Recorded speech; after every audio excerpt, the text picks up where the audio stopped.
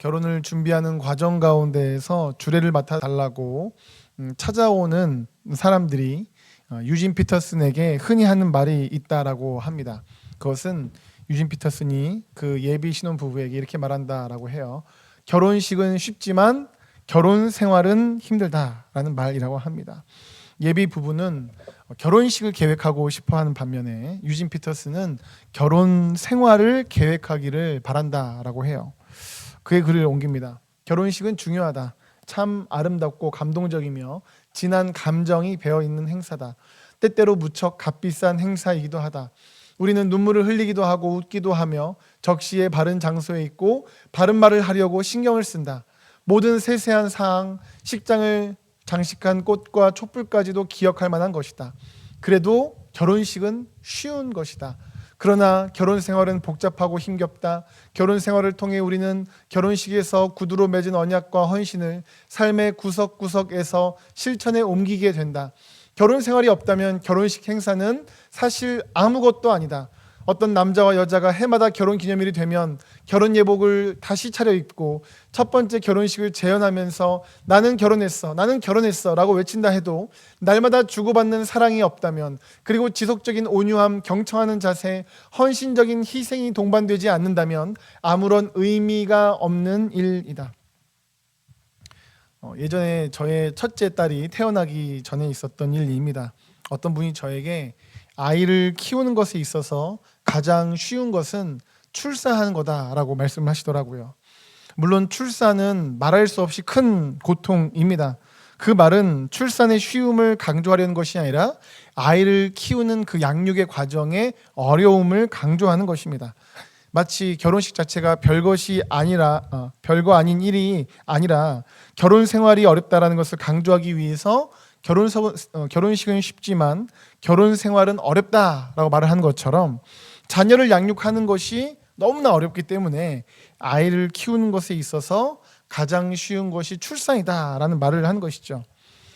이러한 것은 약속의 땅을 향해 나아가던 이스라엘 백성들에게도 적용이 됩니다. 무슨 말이냐면요, 객관적으로 약속의 땅을 정복하는 것은 결코 쉬운 일이 아니죠.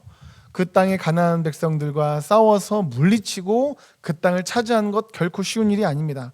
하지만 그 정복한 약속의 땅에서 하나님의 자녀답게 살아가는 것은 오히려 훨씬 더 어렵고 또한 중요한 일입니다.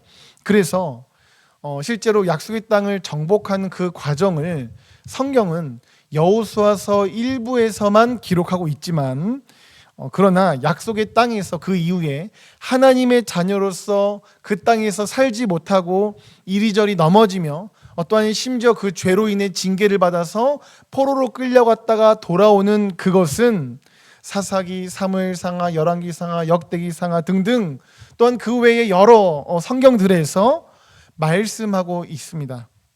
성경은 단순히 소요된 시간과 비례하여서 기록의 양을 비례하고 있지는 않습니다.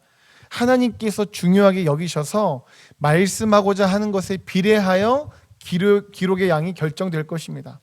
그렇게 하나님께서 보실 때에도 약속의 땅을 정복하는 것보다 그 이후의 약속의 땅에서 하나님을 믿음으로 하나님의 자녀답게 살아가는 것이 상대적으로 훨씬 더 어렵고 중요한 일이라는 것이죠. 그래서 하나님께서는 약속의 땅에 들어가기 전에 여러 번 그 땅에 들어가서 어떻게 살아야 될지를 말씀을 하시는데, 오늘 본문 역시도 그러한 말씀입니다. 오늘 본문이 민수기 28장인데요. 바로 앞인 민수기 26장에서 27장까지는 약속의 땅에 들어갈 준비를 합니다. 그래서 인구를 계수하죠. 전투를 위해서, 또한 그 땅 분배를 위해서, 또한 그 이후에 기업을 나누는 것에 대해서 말씀이 나오고, 그리고 나서 이제 새로운 땅에 들어갔을 때는 여호수아가 모세의 뒤를 이어서 지도자로서 그곳에서 이스라엘 백성들을 이끌 것을 말씀하고 있습니다. 그것이 민수기 27장까지의 말씀입니다. 그리고 나서 이렇게 이제 약속의 땅에 들어갈 준비를 쭉 하는 가운데 오늘 본문 민수기 28장이 시작이 되는 것입니다. 오늘 본문은 제사에 대한 말씀입니다.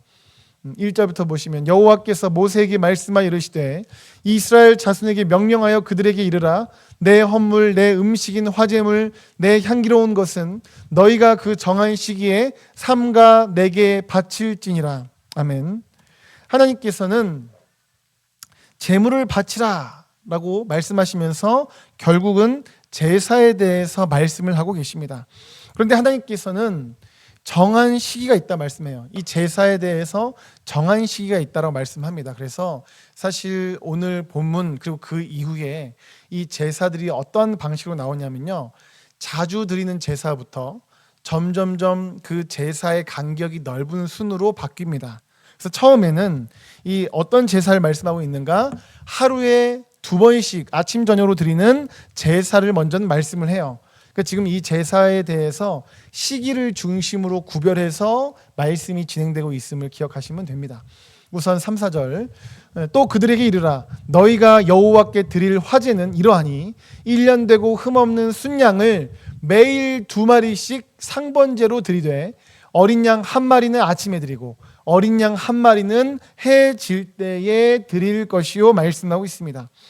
하나님께서는 매일 2마리씩 번제를 드리라고 말씀합니다. 상번제, 항상 드리는 번제죠. 그런데 1마리는 아침에 1마리는 저녁에 드리라고 하시면서 이렇게 아침 저녁으로 제사를 드릴 것을 말씀합니다.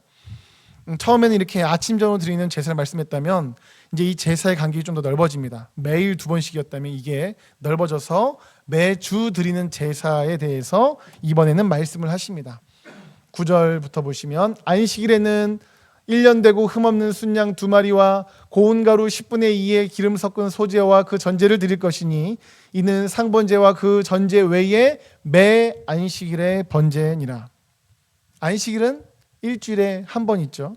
즉 매주마다 제사를 드리는 것에 대한 말씀입니다. 이렇게 지금 하루에 2번씩, 그 다음에는 일주일에 한 번씩, 그리고 나서는 이제 매 달마다 드리는 예배를 말씀하고 있습니다. 11절부터 보시면 초하루에는 수송아지 2마리와 순양 1마리와 1년 되고 흠없는 순양 7마리로 여호와께 번제를 드리되. 초하루, 네, 그렇죠?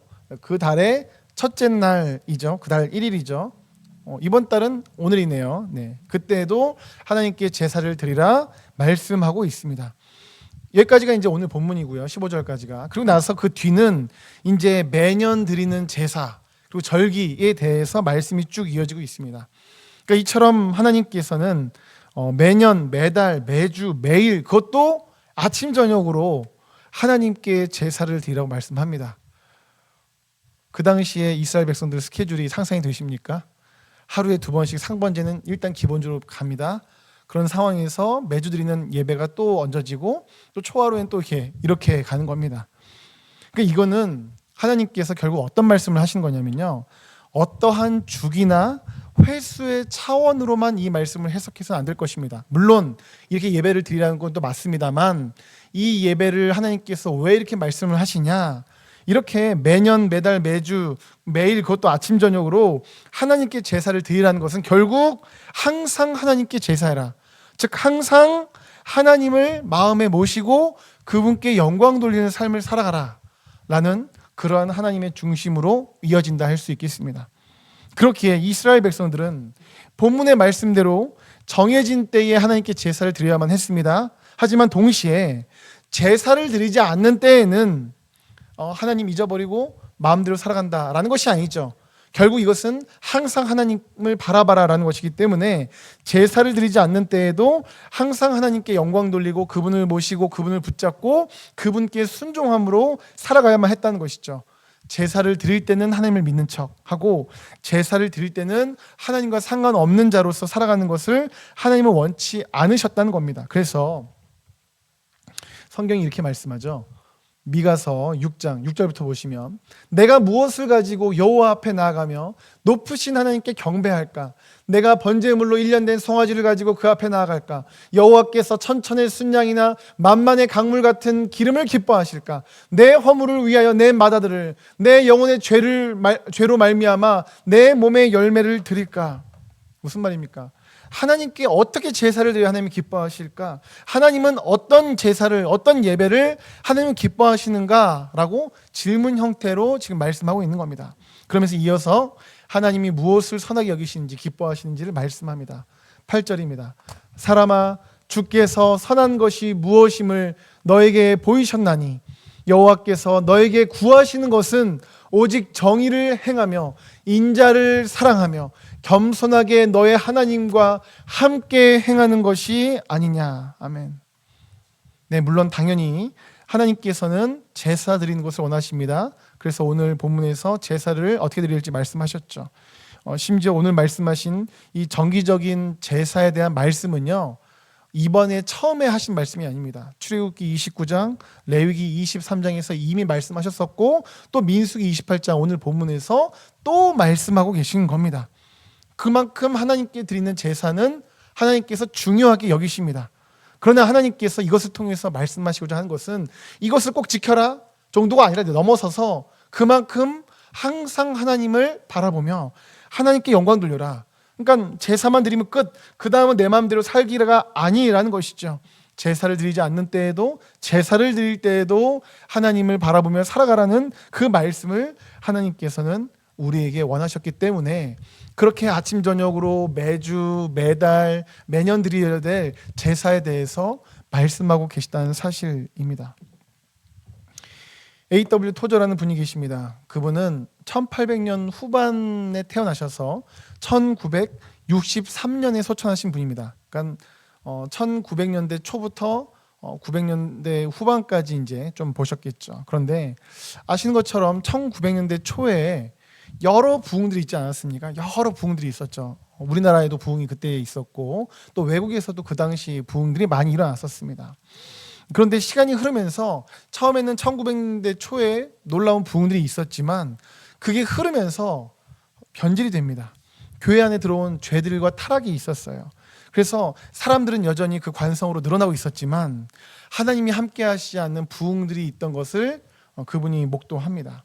그래서 그분이 이런 고백을 합니다. 그분의 글을 옮깁니다. 교회는 단순한 종교 단체가 아니다. 교회는 공연자들이 공연하고 관객이 돈을 지불하는 종교 극장이 아니다. 교회는 구속받은 죄인들이 모인 곳이다. 하나님에게 인도함을 받아 그리스도에게 나온 그들은 그분의 복음을 땅끝까지 전하라는 사명을 받은 이들이다. 오늘날 아주 많은 교회 건물과 종교 기관의 건물들이 크게 건축되고 있다. 그리고 교회 신자의 증가율이 그 당시는 그랬습니다. 인구 증가율을 앞지른다. 각가지 종교가 사회 각계각층과 각 연령층의 사람들 중에서 개종자를 얻으려고 애쓴다. 특히 젊은이들과 어린이들을 개종시키려고 열성이다. 그들은 확성기를 장치한 선전 트럭, 라디오, 텔레비전, 전철 광고, 광고 게시판, 네온 사인, 음료수병과 풍선을 이용한 광고 등을 활용한다.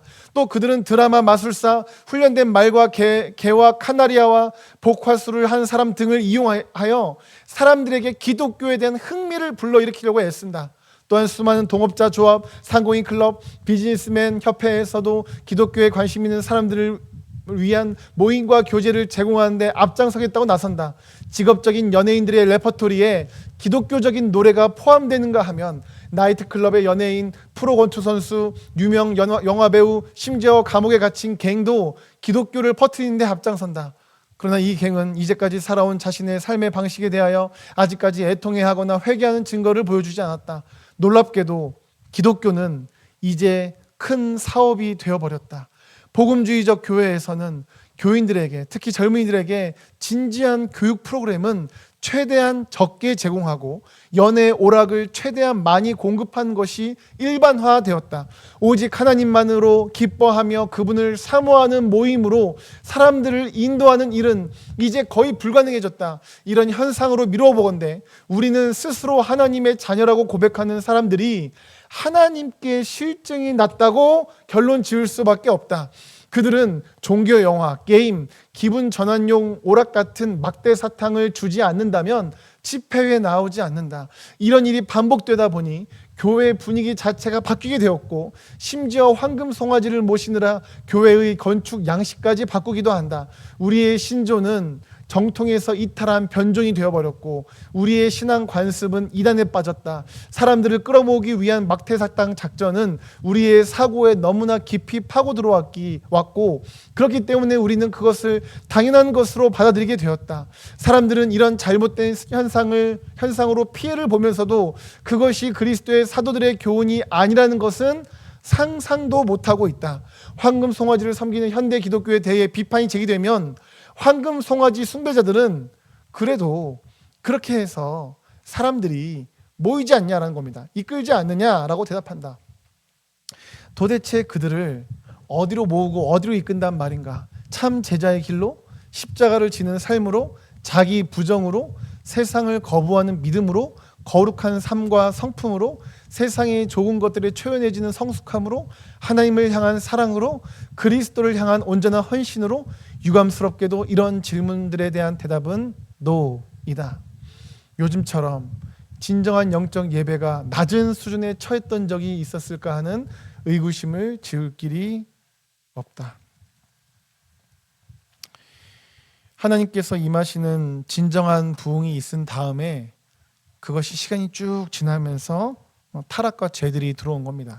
그런데 이게 사실요, 이 시대와도 너무 좀 겹쳐 보이지 않으십니까? 안타깝게도 교회가 예배를 통하여서 진정으로 하나님을 모시기보다 사람들의 마음을 한번 뜨겁게 확 올리고 어떤 선동가처럼 어떤 행사가 진행되어지고 그리고 그것을 통해서 하나님께서 기뻐하셨는가가 초점이 아니라 사람들이 좋아하는가, 기독교라는 종교가 이용되어지고 자기의 취미 생활에 있어서 큰 유익을 교회가 줘야 되고 교회의 존재 목적이 자신의 신앙생활에 기쁨이 되는 이거 대체 하나님을 섬기기 위해서 모인 것인지 나를 섬기기 위하여 하나님이 이용되고 있는 것인지 그런 지경이 그 옛날에도 있었던 것 같습니다. 지금은 또 그렇죠. 결국 이러했던 타락은요, 그 당시에는 문제가 없어 보였습니다. 그래서 그 당시에는 교회 신자의 증가율이 인구 증가율을 앞질렀지만 지금은 수많은 서구권의 교회들이 문을 닫고 술집으로 바뀌고 이슬람 사원으로 바뀌고 카페 등으로 바뀌는 등 깊은 쇠락의 길로 서구의 교회들이 갔습니다. 이렇게 토저 당시 예배조차 하나님 충만함이 없고 하나님을 향한 순종, 헌신, 사랑과 갈망이 없던 이들, 그냥 교회만 채우고 즐겁게 그냥 교회 안에서 즐거우면 됐고, 그렇다면 그들의 현실 속에서의 삶은 어땠겠습니까? 그렇다면 우리는 어떻습니까? 이 시대에 우리는 많은 기독교인들은 어떻습니까? 정해진 예배를 내가 다 드렸다. 우리 교회 예배들 잘 드린다.